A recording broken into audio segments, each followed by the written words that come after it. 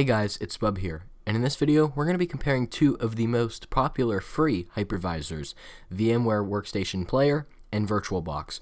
These two hypervisors are some of the most popular ones that are available to download today, and so many people may be a little bit confused between which one to pick, so hopefully today we'll be able to establish which one is generally better. First, let's start off with VirtualBox. VirtualBox is compatible with Linux, Windows, Mac OS, and Solaris. On VirtualBox's own website, you can even access older, unsupported versions of VirtualBox just in case you have an older operating system like Windows XP or Windows Vista. So overall, there are a lot of options to download VirtualBox, and it's compatible with virtually anything. Now let's look at the latest version of Workstation Player. As we can see, Workstation Player is only compatible with Windows and Linux. So compared to VirtualBox, this isn't a lot of choices, but most people are on Linux or Windows.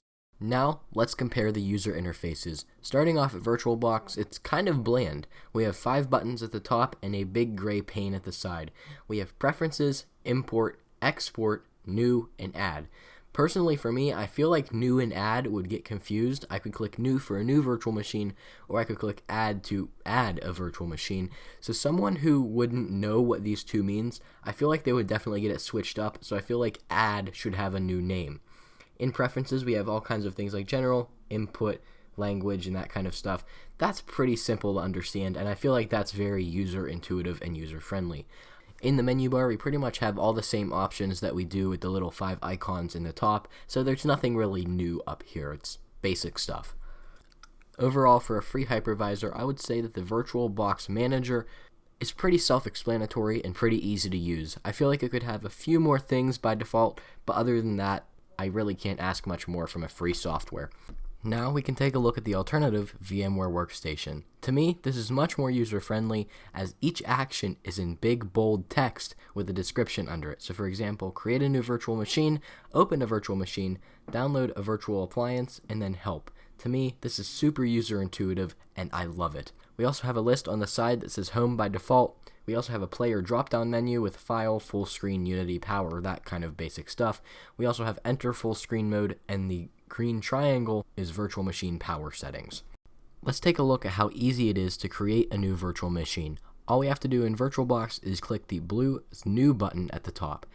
We can select a name, our operating system, and where we want the virtual machine to be stored.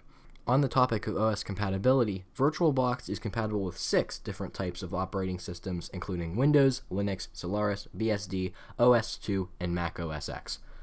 After that, when we click Next, we can now select a memory size. This is very self-explanatory. It tells you the recommended amount of RAM, and it tells you what is green, which is good, and what's red, which is not recommended, so this is very easy for a beginner.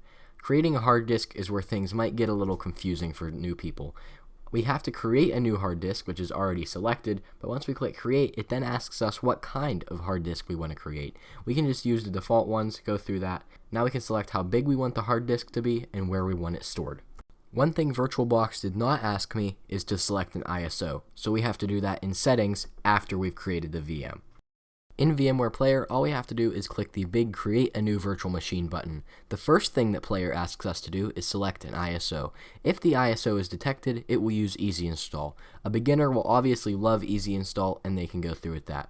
Next, it asks us for a Windows product key, what edition we want to install, a name, a password, and to confirm the password.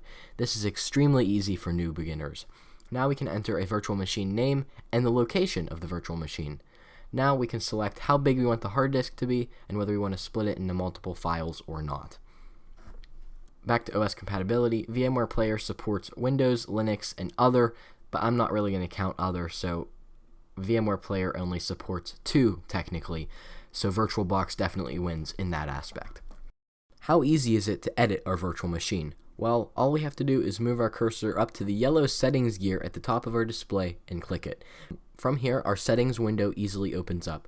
Here we can see General, System, Display, Storage, Audio, Network, Serial ports, USB, Shared folders, and the user interface. From here, it's very simple to modify anything. However, one thing that I wish it had was an easy add hardware. In VMware Player, as we'll see, there's an Add Hardware button at the bottom where we can easily click that and select what kind of hardware we want. For me, VMware Player's edit hardware is much easier. We have a very detailed outline on the left side. memory, processors, hard disk, DVD drive, that kind of thing. And on the bottom, there's a nice square add button that allows us to add whatever hardware is available. In options, there's also things to change the operating system, power, name, that kind of stuff. This one is a matter of opinion, but in my opinion, VMware easily wins this one. VMware also wins in the BIOS section. The BIOS on VMware Player is much more customizable with a boot menu, and then we can go down to Enter Setup, where it's the standard Phoenix BIOS layout. Everything in a normal computer is here, versus the BIOS on VirtualBox doesn't exist. You get a temporary boot menu, that's about it. You don't get this level of customization with VirtualBox. Now, we're going to run the operating system install speed test. Both virtual machines have the same conditions, the same RAM, the same processor, the same storage size, and the same storage type, 970 EVO SSD.